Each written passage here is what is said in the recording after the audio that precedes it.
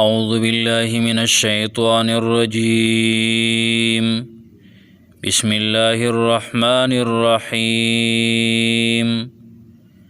يسألونك عن الخمر والميسر قل فيهما إثم كبير ومنافع للناس وإثمهما أكبر من نفعهما ويسألونك ماذا ينفقون قل العفو كذلك يبين الله لكم الآيات لعلكم تتفكرون.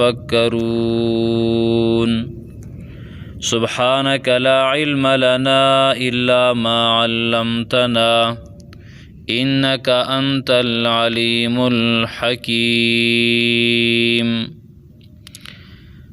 دا زمونږ درس نمبر دی 89. دویمه سپاره ده سورة البقره آیت نمبر 219 او 220. اول 219 نمبر آیت په دې کې دا څلورم حکم دی په باره د شرابو د جوارۍ کې. قانون پکې دا دی چې یو څیز کې پیدا لګی او نقصان پکې ډیری، لکه خمر، شراب او میسر جواری، نو د هغې نه ځان ساتئ. او یو څیز کې چې پیدا ډیره او نقصان پکې کمی، لکه انفاق فی سبیل الله، نو هغه کوئ. او په دې کې رد دی په جاهلیت والو باندې چې هغې د خمر، د شرابو، د میسر او د جوارۍ پیدو ته نظر کوي او نقصاناتو ته یې نه ګوري، نو ځکه جواري کوي او شراب څکي. خمر د هر هغه شراب دی، هر هغه د څکلو څیز دی چې نشه پیدا کوي او د عقل پټوالی پیدا کوي. ما یخامر العقل، که د هرې مادې نه جوړ شوی. او میسر په دې کې هر قسمه جواری داخلي دي، که هر قسمه جواری او جواری او میسر دې ته ویلی کېږي چې جانبین دواړه هغه یره د تاوان هم کوي او دارنګې د ګټې امید ساتي دواړه. او بیا مال خو د دواړو لګي، د یو پکې خامخا تاوان کېږي، د یو پکې خامخا ګټه کېږي، خو دواړه د تاوان نه م یریږي، د چا تاوان یقیني نه وي. او دواړه د ګټې امید هم ساتي، د دواړو ګټه د هغې امید وي، لیکن د هغې یقیني خبره نه وي. نو الله تبارک وتعالی په دې کې دا څلورم حکم دا بیان کړی دی. یسألونک، تفوس کوي د استانه عن الخمري په باره د څکلو د شرابو کې، والمیسري او د کولو د جوارۍ کې.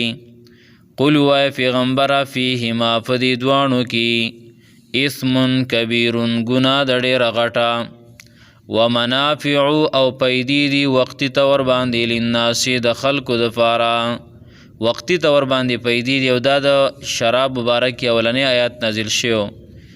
اولنی دا نازل شو چې په دې کې پیدا لږه ده او ګناه یې ډېره ده، خو مستقل داسې منع ترې ونه شوله.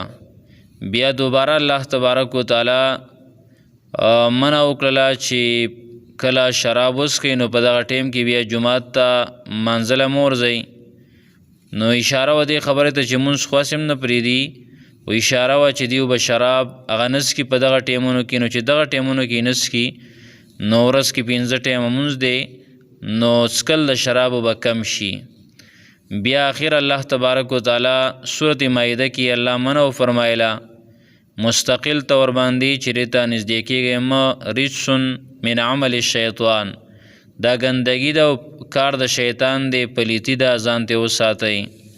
دلته الله رب العالمین فرمایي فیهما اثم کبیر، په دې دواړو کې ګناه ده ډېره غټه، ومنافع او وقتي طور باندې پیدې دي، للناس د خلکو دپاره، واثمهما او ګناه د دې دواړو اکبر من نفعهما، ډېره غټه ده د فایدې د دې دواړو نه.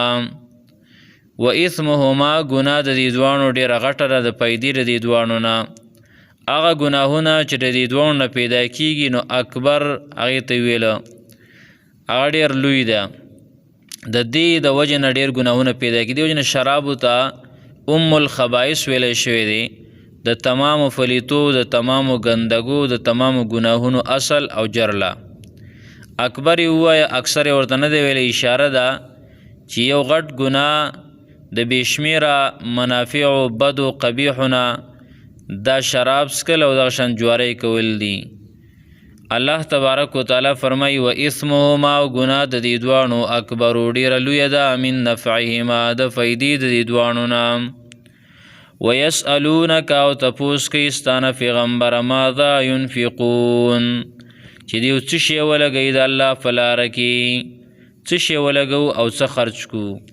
قل ورته ووایه العفو، د ځان نه زیاتي کوي، چې ستاسو نه هغه د ضرورت نه زیاتی وي نو هغه ولګوئ، که هر چیز دی هغه ولګوئ.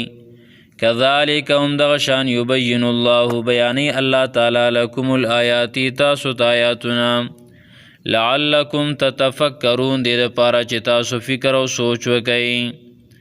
تتفکرون، فکر او سوچ وکئ، فی الدنیا والآخرت، په دنیا او په آخرت کې، په دنیا او په آخرت کې سوچ او فکر وکئ.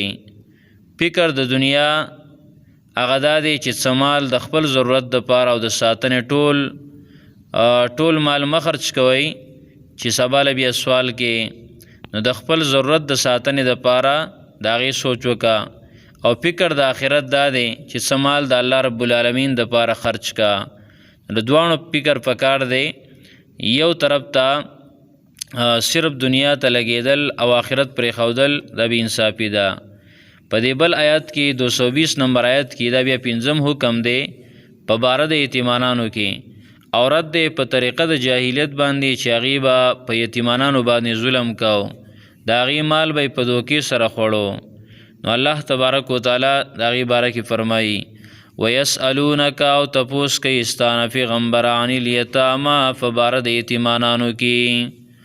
قل ووایه پیغمبره اصلاح لهم، اصلاح کول دا غي خیرون ډیر غوره دي.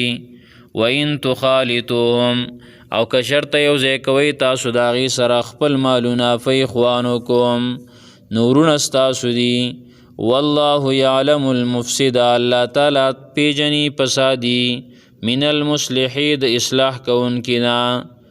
والله یعلم المفسد، الله تعالی پیژني فساد کوونکي.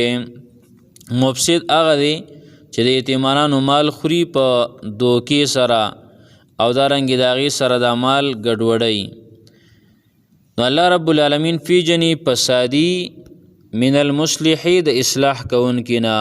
ولو شاء الله، که د الله تعالی خوښه وي، لأعنتکم، نو خامخا تکلیف کې به اچولی وی تاسو، یا تکلیف به راوستی وی په تاسو باندې.